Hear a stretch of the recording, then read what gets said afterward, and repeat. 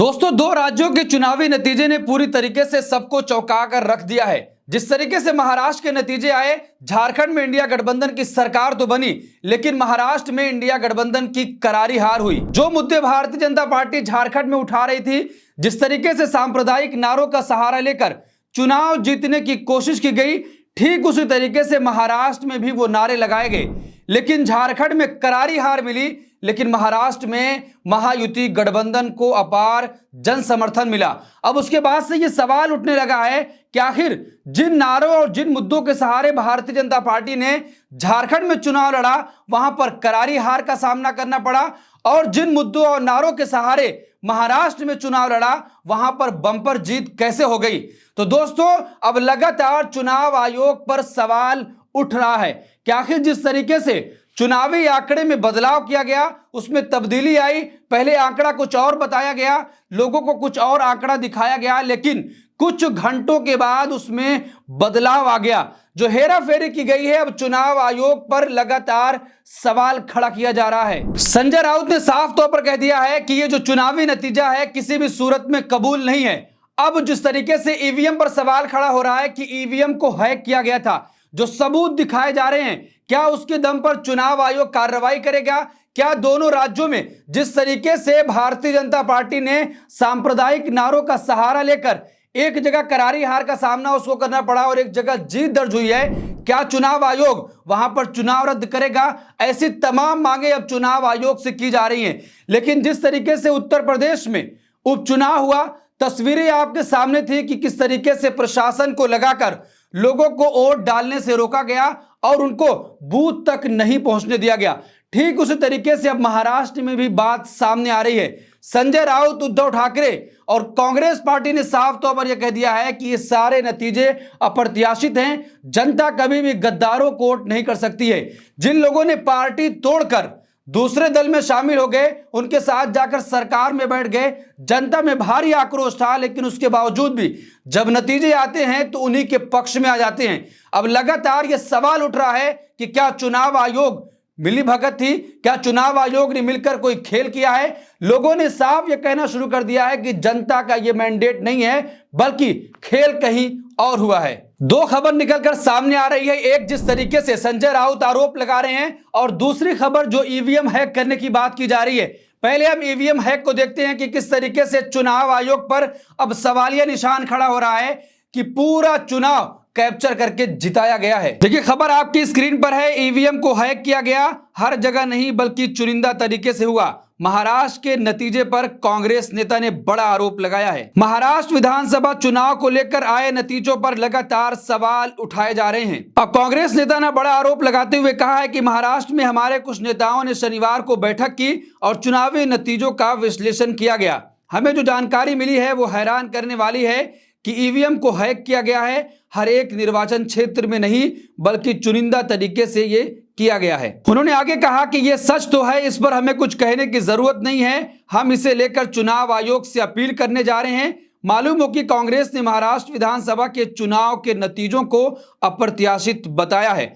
साथ ही दावा किया गया है कि विपक्ष को हराने के लिए एक षड्यंत्र हुआ है। राज्य में विपक्षी दलों और उनके नेताओं को निशाना बनाकर समान अवसर की स्थिति को बिगाड़ा गया है।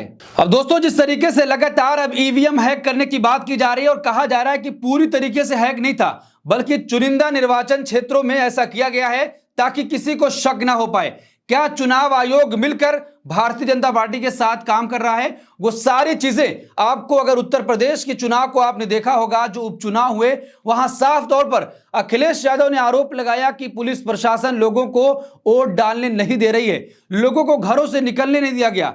चुनाव आयोग कहता है कि यह लोकतंत्र का महापर्व है, लेकिन जो लोग वोट देने जा रहे हैं उन्हीं को प्रशासन के दम पर उनको दबाया और धमकाया जा रहा है। ऐसी सारी तस्वीरें सामने थी, उत्तर प्रदेश से आई थी। लेकिन अब जिस तरीके से ईवीएम हैक करने की बात की जा रही है, अब कांग्रेस के नेता पवन खेड़ा ने क्या कुछ कहा है, हम वो भी देखते हैं। कांग्रेस के मीडिया विभाग के प्रमुख पवन खेड़ा ने कहा, हम जीते या हारे, हम इस चुनावी प्रक्रिया पर सवाल उठाते रहेंगे।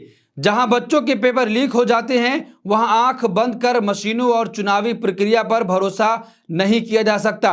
उनका कहना था कि हम बार बार ईवीएम और चुनावी प्रक्रिया की पारदर्शिता की बात करते हैं, हमने ईवीएम की 99% चार्ज बैटरी के बारे में सवाल किया। हरियाणा में मतदान के बाद मत प्रतिशत बढ़ने पर सवाल किया, लेकिन कोई जवाब नहीं आया।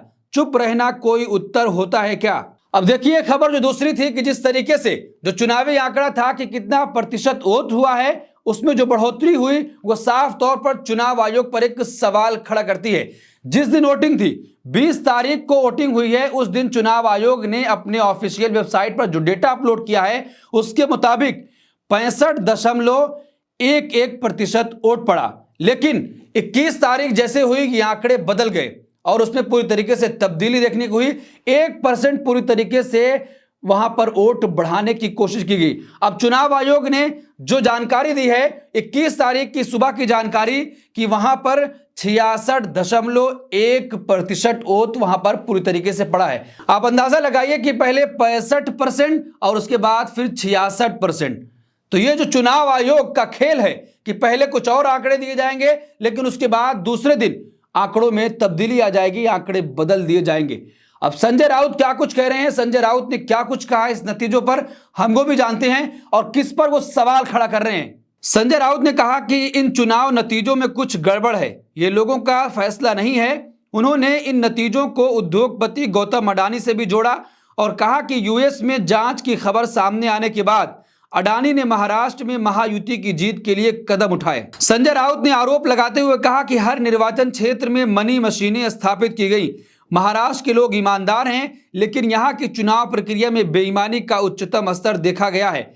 हम जनता की भावना जानते थे, लेकिन ये नतीजे इसे प्रतिबंधित नहीं करते हैं। तो दोस्तों साफ तौर पर अब जो चुनावी नतीजे आए हैं, जिस तरीके से भारतीय जनता पार्टी ने जिन मुद्दों के साथ झारखंड में चुनाव लड़ा वहां पर करारी हार हुई और उन्हीं मुद्दों के साथ चाहे बटेंगे तो कटेंगे, एक है तो नेक है, सेफ है और लाडली बहना योजना, तमाम ऐसे मुद्दे थे जो महाराष्ट्र में उसके लिए हिट होते हुए दिखाई दिए।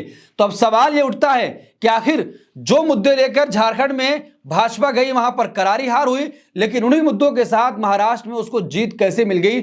लोगों को अब ये सवाल लगातार उठाना पड़ रहा है कि आखिर इस देश में चुनाव आयोग क्या कुछ कर रहा है। क्या जिस तरीके से लगातार हर चुनाव में चुनाव आयोग पर यह सवाल खड़ा होता है कि चुनाव निष्पक्ष नहीं हो रहा है, क्या चुनाव आयोग इस पर उसको जवाब नहीं देना चाहिए? चुनाव आयोग को सामने आकर सारी चीजें क्लियर करनी चाहिए कि ऐसा कुछ भी नहीं है जो विपक्ष आरोप लगा रहा है। लेकिन चुनाव आयोग जवाब ना देकर यह कहता है कि आपकी बातों और आपके आरोपों की वजह से देश में अराजकता फैल सकती है। इस पूरे मामले पर आप क्या सोचते हैं, आपकी क्या राय है कि जिस तरीके से महाराष्ट्र के नतीजे तो भारतीय जनता पार्टी के पक्ष में रहे, लेकिन झारखंड में उसकी करारी हार हुई, उन्हीं मुद्दों की वजह से वहां पर हार और एक जगह पर वहां पर उसकी जीत हुई है। आपकी क्या राय, कमेंट बॉक्स अपनी राय जरूर दें और ऐसी तमाम खबरों के लिए देखते रहिए देश नीति। धन्यवाद।